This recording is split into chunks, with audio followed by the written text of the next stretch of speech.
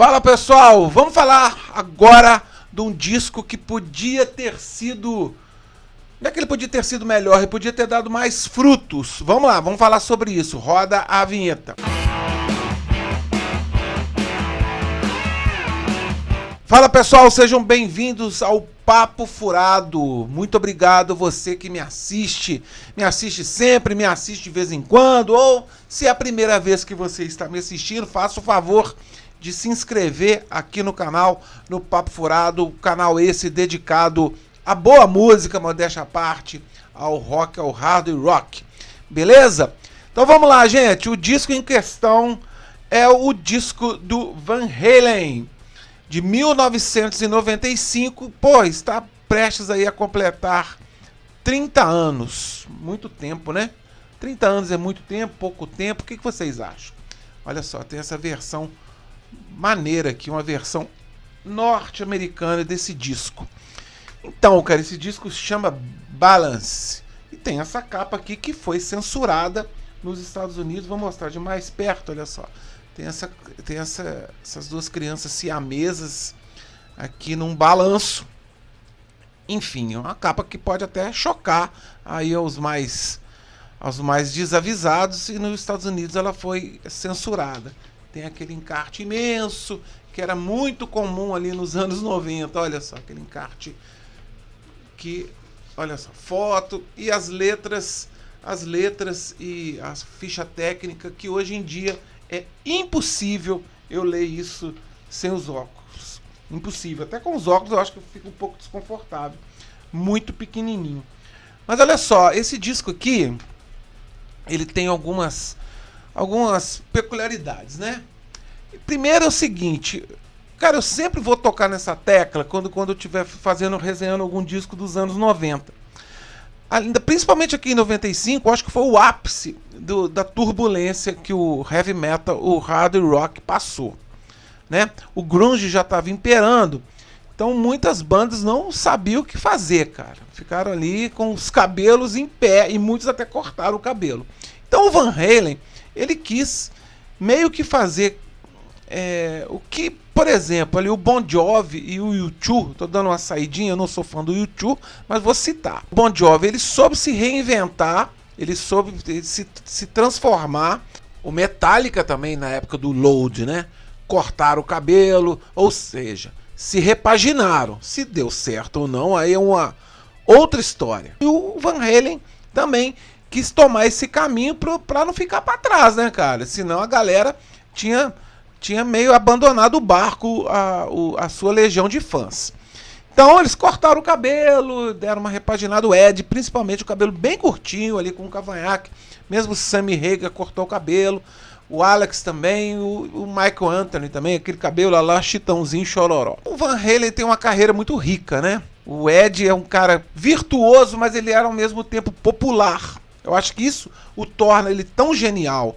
Ele não tem aquela pegada de Yngwie Malmsteen, Steve Vai, Joe Satriani. O cara nunca fez discos instrumentais. Ele pegava na veia e ainda fazia um som bem legal, né? Digamos assim, bem acessível. Sempre ladeado de bons vocalistas. Que vamos colocar aqui só os David Roth e o Sammy Hagar. Então, depois daquele sucesso estrondoso do disco de 91, o Fuck, eu fiz uma resenha, depois eu vou colocar ele na tela final, teve aquela turbulência toda nos Estados Unidos e eles ficaram nessa encruzilhada. E o grande problema aqui também pode ter começado de uma forma meio estranha. O Ed decidiu parar de beber.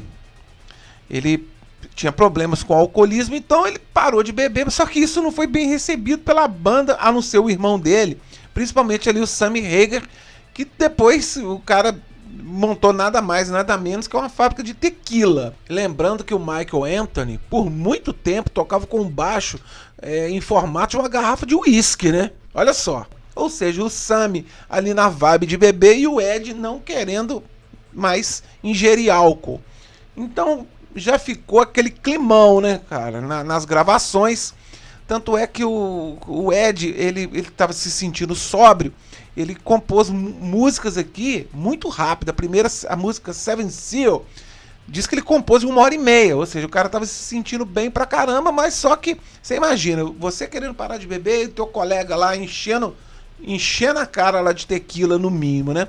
Já ficou aquela complicação. Mas vamos falar do disco em si de uma maneira bem rápida.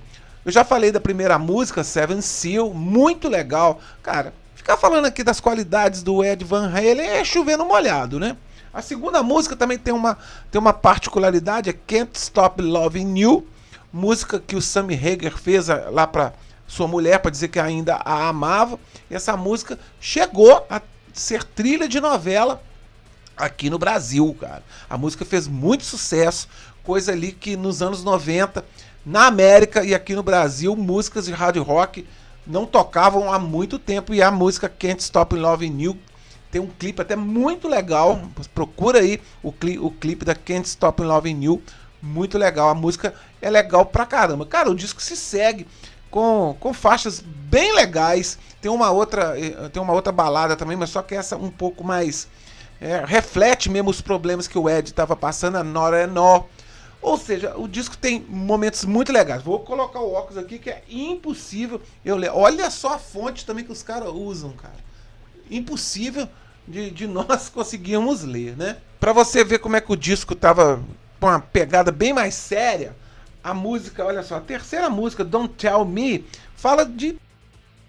né? O Kurt Cobain tinha dado há pouco tempo. Amsterdã e Big Fat Money, com aquela guitarra do Ed característica, resgata um pouco do Van Halen antigo. Mesmo com essa confusão toda, o disco foi muito bem sucedido. Ele não vendeu tanto assim, principalmente se você colocar ele em relação ao Fuck, mas ele vendeu legal, ele teve ali um sucesso comercial. E é claro que nessa época as coisas estavam difíceis, né? Eles estavam fazendo concessões, tanto é que eles abriram pro Bon Jovi na turnê europeia. Não que o Bon Jovi não fosse uma grande banda, mas o Van Halen começou antes, né? Ou seja, isso é fazer sim uma concessão. E durante as gravações da música Human Being, que foi trilha do filme Twister, ela até depois apareceu na coletânea, música muito maneira. Agora, há pouco tempo agora eles lançaram o clipe dela de uma maneira mais editada. Cara, a situação ficou insustentável porque o Sammy trouxe a música pro Ed, o Ed mudou ela toda e a música, ou seja, não ficou do jeito que o Sammy compôs. Aí, cara, aí o caldo azedou de vez. O Sammy Hagar saiu, entrou o Gary Cherone, que não fez um bom papel. Eu até fiquei muito animado quando o Gary Cherone, que era do Extreme, foi anunciado para substituir, mas o disco Van Halen 3, Van Halen 3, eu tenho ele aqui, não fez o sucesso esperado. O Sammy Hagar voltou em 2003, mas aí o Ed estava afundado de novo nos problemas relacionados ao álcool, coisa que ele tinha saído lá em 1994, né? Ou seja, a partir daí o Sammy Hagar nunca mais retornou ao Van Halen. Cara, eu não vou me estender tanto dizendo que o Van Halen depois lançou o último álbum de estúdio em 2012, aí com o David Lee Roth. Infelizmente o Ed veio a falecer, cara, foi em 2018 ou 2019, eu não lembro bem, cara.